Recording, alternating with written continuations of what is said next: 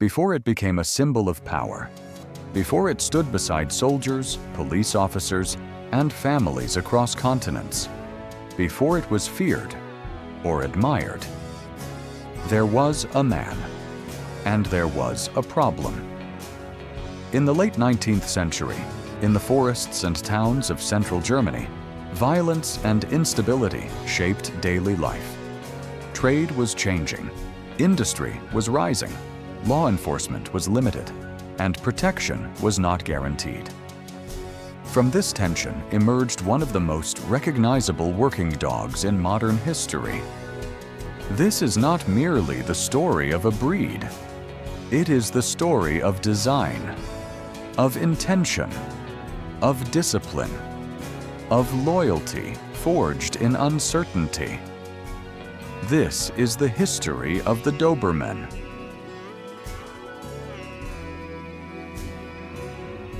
The Germany of the 1860s was not yet the unified empire it would soon become. It was a collection of states navigating industrialization, political consolidation, and economic instability. In the region of Thuringia, particularly the town of Apolda, municipal officials performed multiple roles.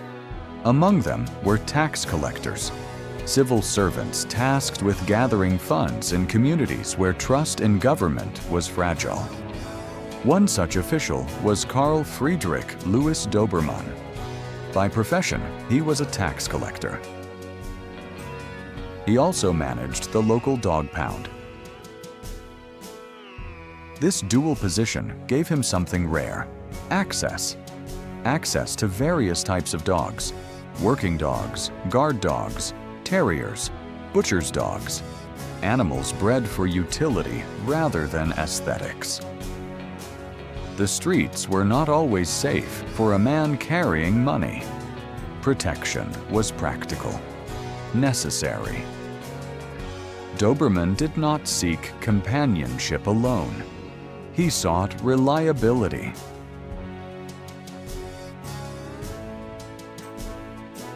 No formal breeding records survive from Doberman himself. The early development of the breed remains partly speculative, but historical consensus suggests that several foundational dogs contributed to what would become the Doberman. Among them, the early German Pinscher, the butcher's dog, ancestor to the modern Rottweiler, black and tan terrier types, possibly the Beauceron, possibly Sighthound blood for speed and refinement. What Doberman aimed to create was not beauty, it was efficiency. A dog of medium size, fearless, highly trainable, responsive to one handler, capable of both deterrence and action. This was selective breeding guided by function. By the 1890s, a recognizable type had emerged: athletic, alert, dark-coated, confident. Doberman himself would not live long enough to see the breed's global rise. He died in 1894. But his experiment had begun to stabilize.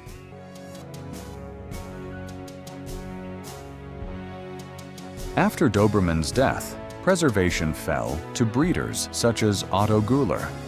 Clubs formed. Standards were debated. Temperament was discussed intensely.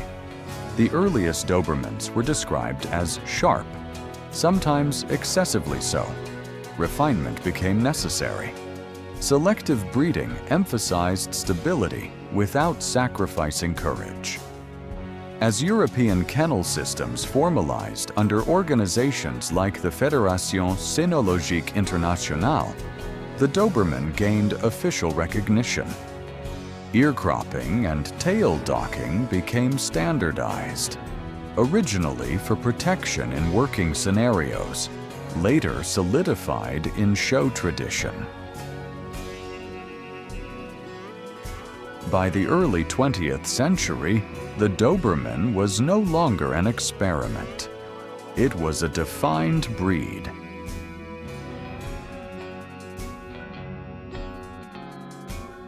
Germany was among the first nations to formally integrate dogs into police work. The Doberman's intelligence and responsiveness made it an ideal candidate. It was used for patrol, tracking, deterrence, personal protection. Its sleek appearance amplified its reputation. Compared to heavier breeds, it projected speed and precision.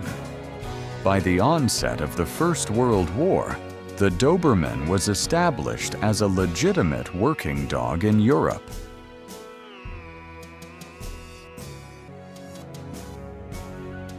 During World War I, dogs served as messengers and sentries.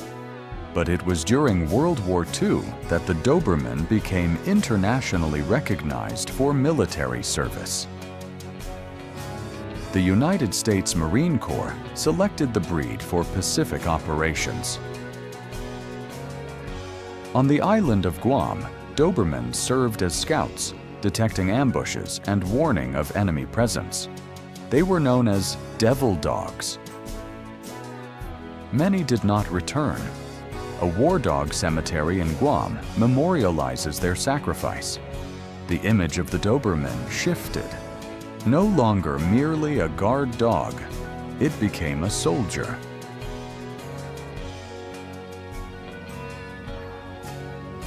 Recognized by the American Kennel Club in 1908, the Doberman entered the United States during a period of expanding suburban life.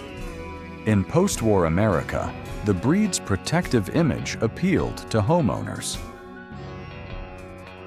Breeding diverged into two general styles: European lines, heavier, more drive-focused; American lines, slightly refined, more show-oriented. Media exposure intensified perception. Films such as The Doberman Gang portrayed the breed as formidable. The Doberman became a cultural symbol of power.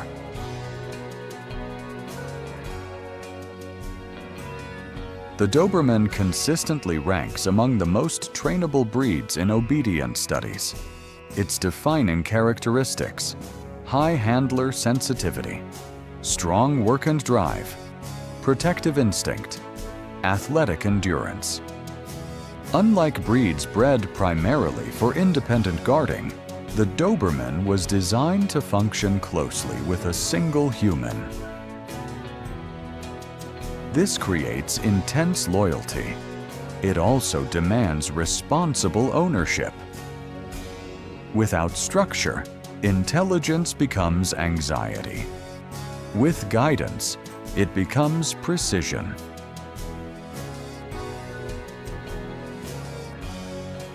Selective breeding narrowed the gene pool.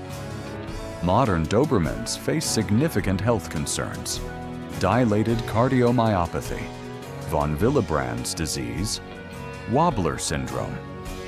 Ethical breeding programs now emphasize genetic testing and longevity. The responsibility of preservation has shifted from expansion to sustainability.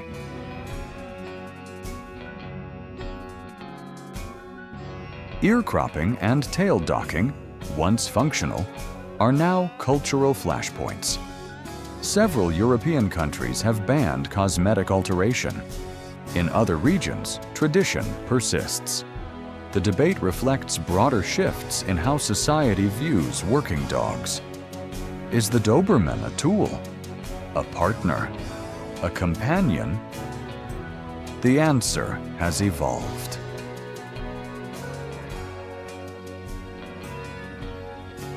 Today, the Doberman lives in homes across the world. It serves in search and rescue, personal protection sports, therapy roles, family life. Its image has softened in some regions, intensified in others, but its defining trait remains unchanged: connection. The Doberman does not exist at a distance. It exists beside.